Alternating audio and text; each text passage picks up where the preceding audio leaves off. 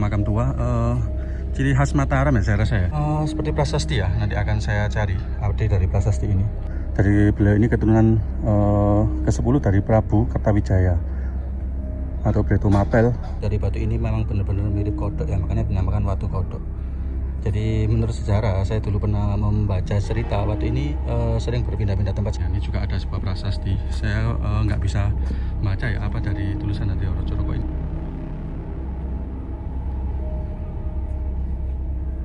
Dan uniknya di sini juga ada seperti lambang Majapahit ya kan. Jadi ini seperti lambang Majapahit, cuman ini dirubah ya. Jadi ini ada apa namanya tulisan Arabnya.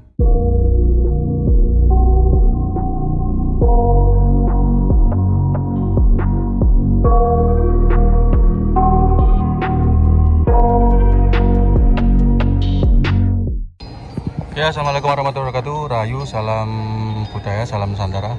Kali ini saya berada di komplek makam Syekh Maulana Malik Ibrahim ya. Tapi tujuan saya ini ke komplek makam Pusponegoro atau Bupati pertama Gresik.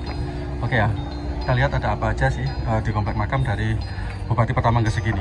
Jadi sebelum kita lanjut, silakan teman-teman tekan subscribe serta tekan tombol lonceng ya, agar tidak ketinggalan video-video saya berikutnya. Jadi komplek makam ini berada di samping makam Syekh Maulana Malik Ibrahim ya. Jadi ini adalah kompleknya. Jadi ini merupakan suatu komplek tua ya. Dan di sini kita akan menemukan sebuah seperti prasasti ya. Nanti akan saya cari update dari prasasti ini. Jadi ini ada sebuah batu prasasti di komplek makam Pusponegoro. Jadi ini ya komplek makamnya. Tepat berada di samping makam dari komplek makam dari Syekh Maulana Malik Ibrahim. Jadi ini ya. Sini kan di komplek makam juga terdapat makam-makam tua yang batu nisannya cukup lumayan besar saya rasa. Jadi ini termasuk batu-batu nisan yang cukup tua ya. Dan ini ada beberapa juga cungkup. Nah ini di sebelah kanan ini adalah cungkup dari makam Bupati pertama atau Pusponegoro. Kita akan lihat ya sejarah dari Tumenggung Pusponegoro atau Kiai Pusponegoro ini siapa sih. Ini ada papan petunjuk ya. Jadi ini kan termasuk ya Yayasan Keluarga Besar KT Pusponegoro. Jadi ini ya, sejarah di Pusponegoro adalah dilahirkan tahun 51 ya, dari pasangan Ki Kemis atau Ki Ageng Setro dengan Nyi Mas Ayu atau Kak Kandung Umbul Gresik. Dari beliau ini keturunan ke-10 dari Prabu Kertawijaya atau Beto Mapel Prabu Brawijaya V ya, Maharaja Majapahit. Jadi ini masih keturunan dari Majapahit ya. Ini kan jadi ini adalah sejarah singkat dari Bupati pertama Gresik. Dan ini ya, ajarannya yang diapalkan adalah Toriko Syatariyah tentang Hakikat Allah. Beliau wafat di usia 70 tahun 1721 ya kan. Jadi ini sejarah singkat dari beliau. Jadi komplek makam ini cukup lumayan sejuk ya kan ya. Jadi cukup lumayan indah. Dan di sini juga ada seperti pendopo ya atau gazebo ya, yang bisa untuk teman-teman istirahat atau bersantai-santai. Jadi ini komplek makam. Jadi ini masuk Yayasan KT Pusponegoro kan. Jadi depan itu adalah komplek dari makam Pusponegoro.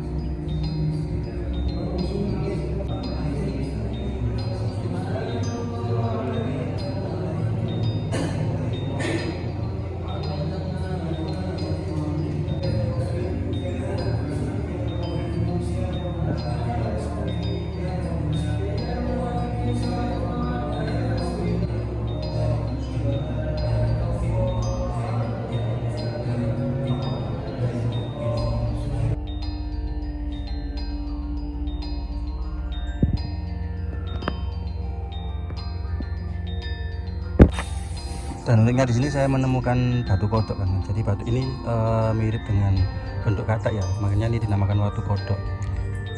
Nanti akan saya cari tahu dari sejarah watu kodok ini, karena konon watu ini sering berpindah-pindah sendiri kan. Jadi ini ada watu kodok yang berada di komplek makam Pusmonegoro. Jadi bentuk dari batu ini memang benar-benar mirip kodok ya, makanya dinamakan watu kodok. Jadi menurut sejarah, saya dulu pernah membaca cerita watu ini sering berpindah-pindah tempat sendiri kan.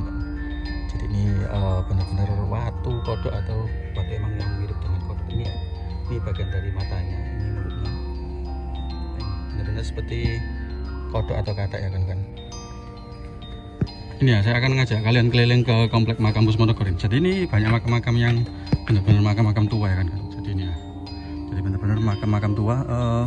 Ciri khas Mataram ya saya rasa ya. Jadi ini ciri-ciri khas batu nisan seperti Mataram ya kalau saya menilainya. Jadi ini kan. Jadi ada beberapa makam yang dicukup juga. Jadi ini saya akan ngajak teman-teman keliling ya. Ini benar-benar komplek makam-makam tua. Ini ya ada benar-benar ada salah satu makam yang juga dicukup. Saya juga kurang tahu ini dari makam siapa. Tapi jelas ini komplek makam-makam tua ya. Ini juga ada beberapa makam yang ada cukupnya tersendiri kan ya. Bisa dari makam dari komplek atau bisa dari cukup dari makam Pusmonegoro. Nah ini kan. Jadi ini juga ada sebuah prasasti. Saya nggak bisa baca ya apa dari tulisan nanti Coroko ini, tapi ini ada sebuah tulisan dari aksara Jawa ya. Ini kan. Jadi benar-benar di komplek makam yang cukup tua di samping makam dari Syekh Maulana Malik Ibrahim, yaitu komplek makam Pusmonegoro. Dan uniknya di sini juga ada seperti lambang Majapahit ya kan. Jadi ini seperti lambang Majapahit, cuman ini dirubah ya. Jadi ini ada apa namanya tulisan Arabnya seperti Allah Muhammad. Jadi ini seperti lambang dari Majapahit tapi diganti secara Islam ya. Ini kan komplek makam Pusmonegoro.